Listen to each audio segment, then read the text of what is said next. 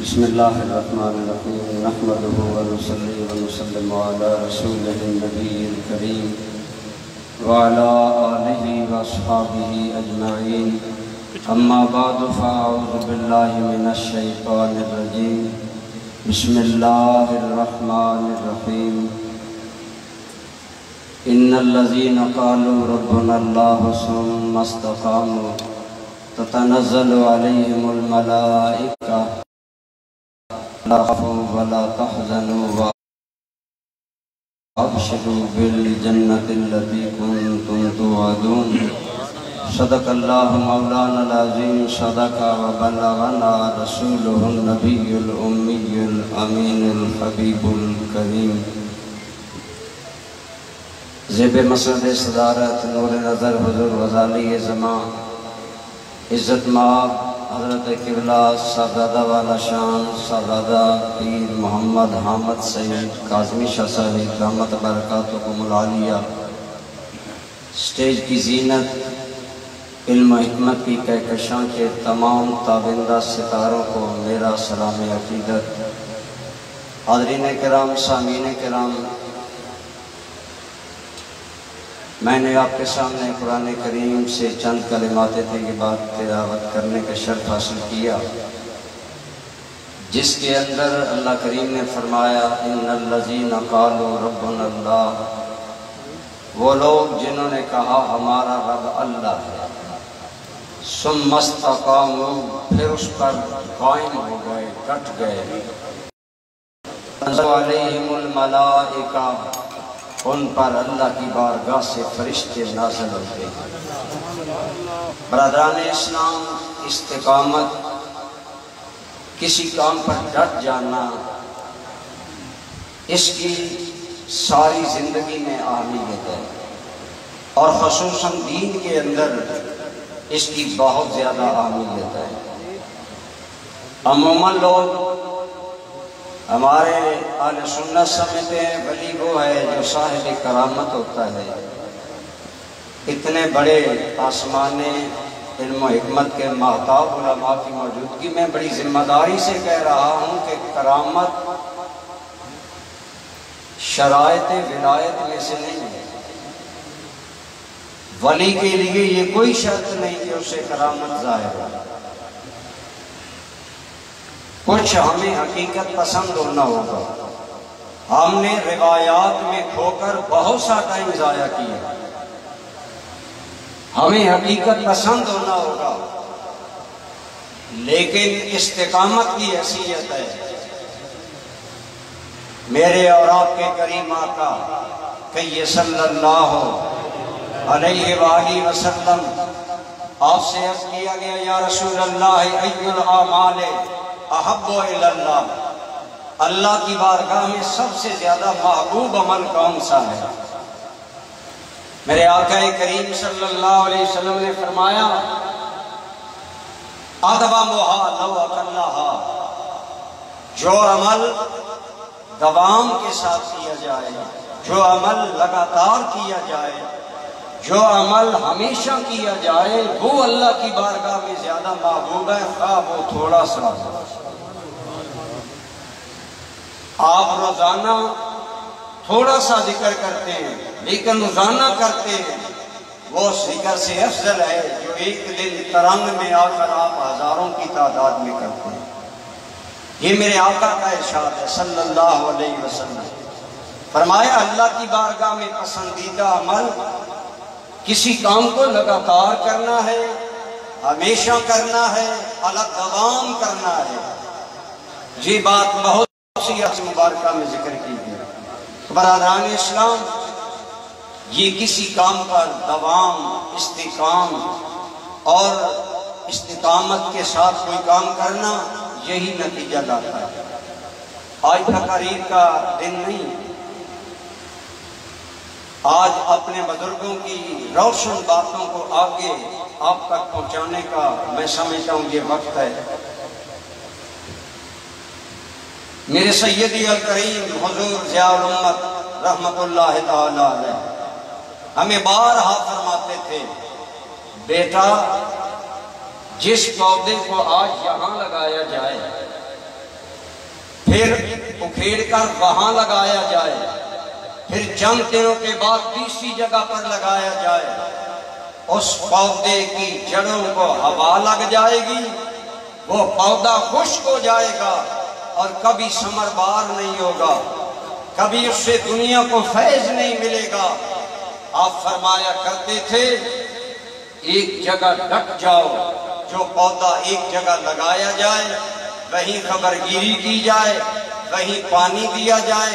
حفاظت و خیال کیا جائے، وہ ایک دن پھلدار درخت بن کر دنیا کو اپنے پھل سے نوازا کرتا۔ یہ سبق ہمیں حضور جعل امت دیا کرتے تھے، بیٹا جہاں بیٹھو بیٹھ جاؤ۔ آج میں آپ کے سامنے میں نے یہ بات برادر عزیز حضرت علامہ عبدالرحمن ضیاء صاحب سے غالباً پرسوں عرض کی۔ آپ پہلے پندادن خان جانتے ہیں، جب میں پندادن خان میں آیا تو ایک طالب علم تھا، میں مرکزی دارالعلوم بحیرہ شریف کے آخری سال کا اسٹوڈنٹ تھا، صرف میں یہاں 2 ماہ کی گرمی کی چھٹیاں گزارنے آیا۔ حضور جعل امت رحمت اللہ تعالی علیہ کو حضور شیخ الاسلام والمسلمین خواجہ محمد قمر الدین سے کہا کہ پندادن خان کوئی آدمی بھیجو جو وہاں دین کا کام کرے، اور یہ کم لوگوں کو علم ہے کہ پہلے دن دارالعلوم بحیرہ شریف سے مجھے لینے کے لیے جو 2 شخصیات حضور جعل امت کی بارگاہ میں گئیں، ان میں ایک پروفیسر غلام شبیر گجر صاحب تھے اور ایک ان کے ساتھ سائے کی طرح حضرت مولانا حافظ نعید نذیر احمد سعیدی صاحب۔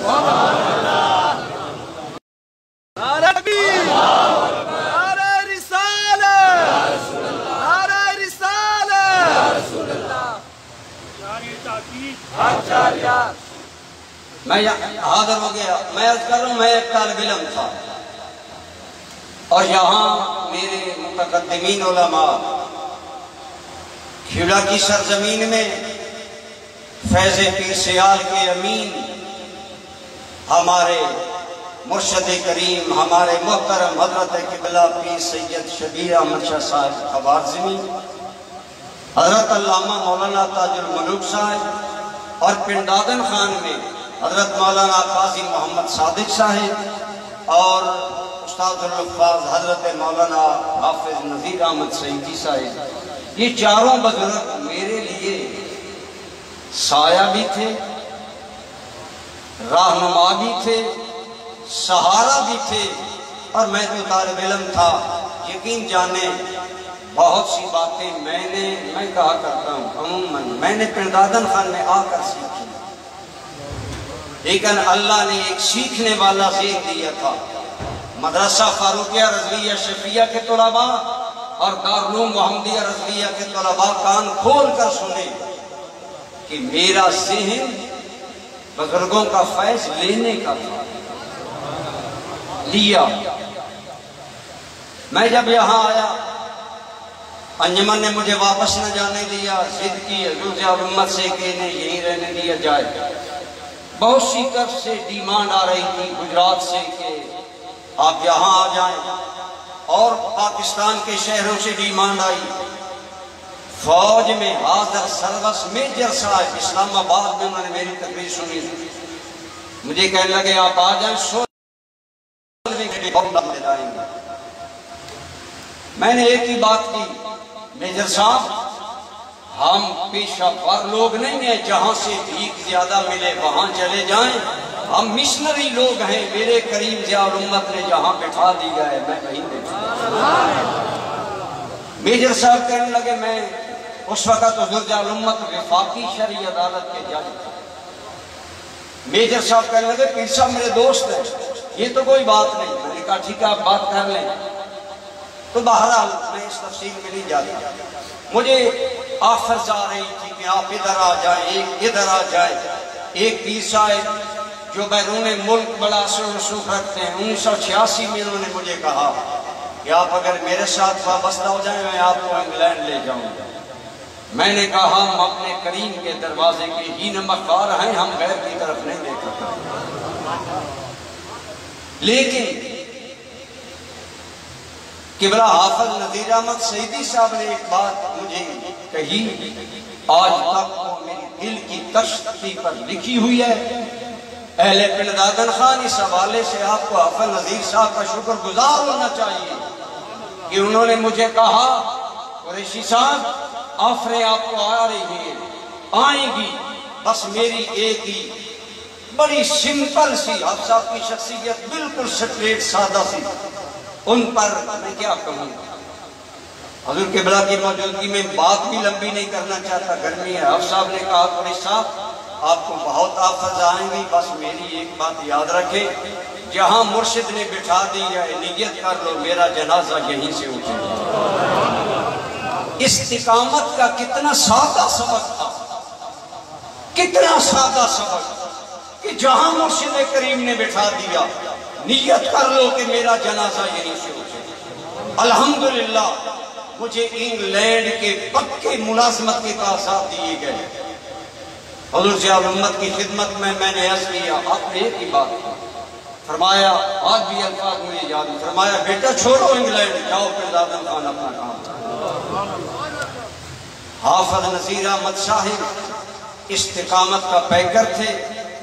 اس سرزمین پر بیٹھ کر جس انسان نے 50 سال دین کی خدمت کی، آپ شاید محلہ پور کرام کے لوگ جانتے نہیں، آپ صاحب نے خود مجھے بتایا، جس دن پہلے دن اس مسجد خواجگان میں مجھے بھیجا گیا، آپ صاحب قبلہ فرمانے لگے قریشی صاحب یہاں جو گرد و غبار تھا اسے پاؤں چھپ جاتا تھا، اور ایک کتی نے بچے دے رکھے تھے مسجد میں، ہم نے کتی کے بچوں کو باہر اٹھا کر پھینکا، اللہ کے گھر کو صاف کیا، پھر آباد کیا، پھر اس مرد کلندر نے اللہ کا گھر کیسے آباد کیا۔ حافظ نذیر صاحب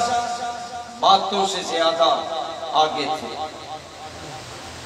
میں نے پنڈ دادن خان میں جن لوگوں سے سیکھا، میں برملا کہتا ہوں، اپنے شاگردوں کو بتاتا ہوں، میری تقریر کی نوک پلک پروفیسر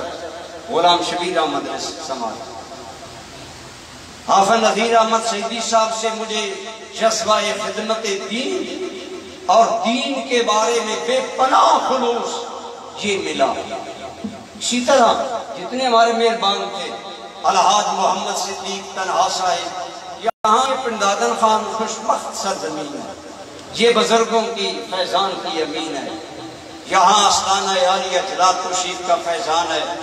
میرا پنڈ دادن خان میں آنا سمجھ لیجیے پیر سیال کا فیضان ہے، میرا یہاں رہنا یہ حضور ضیاء الامت کا فیضان ہے، دارالحسان کے تاجدار صوفی برکت علی صاحب کا فیضان یہاں بہت ہے۔ میں نے بہت کچھ الحاج صدیق تنہا صاحب سے سیکھا، ان دوستوں سے سیکھا۔ میں اپنے شاگردوں کو یہ بات بتا رہا ہوں، میں اگرچہ بظاہر علاقے میں تھوڑا سا بولنے والا خطیب تھا، لیکن میں نے اپنے آپ کو خطیب اعظم نہیں سمجھا، اللہ کی قسم ان کی خدمت میں ان کا عزیز بن کر بیٹھا، عزیز بن کر بیٹھا، ان سے سیکھا۔ ایک بزرگ کا قول ہے، میں ڈر بھی رہا ہوں میں گرمی میں آپ کو تنگ نہ کروں، ہم سارے طریقت کے ماننے والے ہیں، کرامت کے طلبگاروں، ایک اللہ کے ولی کا قول ہے، لا تطلبوا الکرامت ولکن اطلبوا استقامت لأن الاستقامت فوق الکرامہ۔ کبھی اللہ سے کرامت نہ مانگا کرو، اگر مانگنا ہے تو مانگو پیارے اپنے نام پر استقامت عطا فرما۔ استقامت کرامت سے زیادہ بہتر ہے، یہی بات ہمارے بزرگوں نے کی، اس پر عمل کر کے دکھایا، اور دنیا دیکھ رہی ہے اس کا فیضان۔ آپ صاحب قبلہ 50 سال یہاں رہے۔ میں یہ بات عموماً کرتا ہوں اپنے شاگردوں، آپ صاحب سمپل حافظ تھے، دینی کتب پڑھی لیکن باقاعدہ فارغ التحصیل شاید نہیں تھے، لیکن اخلاص کا یہ عالم تھا کہ اتنا بڑا ادارہ، اتنا بڑا مرکز، اور اتنا بڑا فیضان جاری و ساری ہے، یہ سب ان کی اخلاص اور استقامت کی دلیل ہے۔ آج ہم یہاں بیٹھے، کیا حافظ صاحب قبلہ کو اس راستے میں 50 سالہ سفر میں کوئی مشکل نہیں آئی ہوگی، کوئی رکاوٹ نہیں آئی ہوگی؟ خود اس جگہ کے بارے میں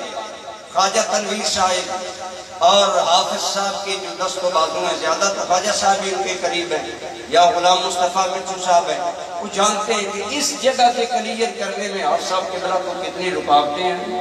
اتنی پریشانیاں آئیں، کس قدر حافظ صاحب بہت سے امتحانوں سے گزرے، لیکن حافظ صاحب کا وہی نظریہ تھا جو اہل دل کا ہوتا ہے کہ راہ وفا پہ ہاسو کانٹے، دھوپ زیادہ سارے کم،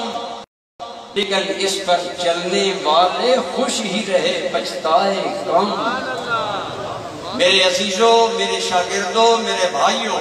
قبلہ حافظ صاحب کے شاگردوں، دین کے راستے میں رکاوٹیں آتی ہیں،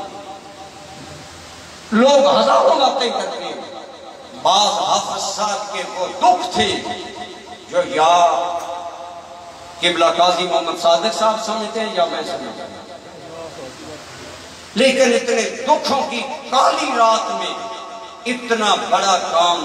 افساد کا علاقہ پر اور ہم پریشان ہیں، ہم اللہ کی بارگاہ میں گواہی دیتے ہیں اس انسان نے اپنے خلوص کے ذریعے یہ کام کیا، مالک ان کے حق میں ہماری یہ گواہی قبول فرما، ان کے ادارے کو سدا بہاریں عطا فرما۔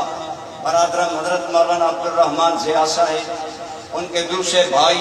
ان کے تمام انتظامیہ مدرسہ اہل علاقہ سے، جیسے حضرت قبلہ مفتی سہیل احمد صاحب نے تعزیت کی، باقی حافظ نذیر صاحب کی تعزیت خاندان سے نہیں، پورے علاقے سے،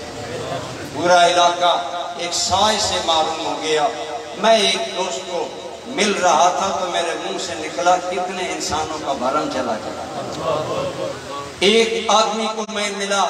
تو میں نے بے ساختہ میرے منہ سے نکلا، کتنے لوگوں کا مان چلا گیا۔ حافظ صاحب کی ذات جتنی شفیق، جتنی مہربان، اپنے دوستوں کے ساتھ مخلص تھی، اس کا یہ نتیجہ ہمارے سامنے ہے۔ ایک بات یاد رکھیں،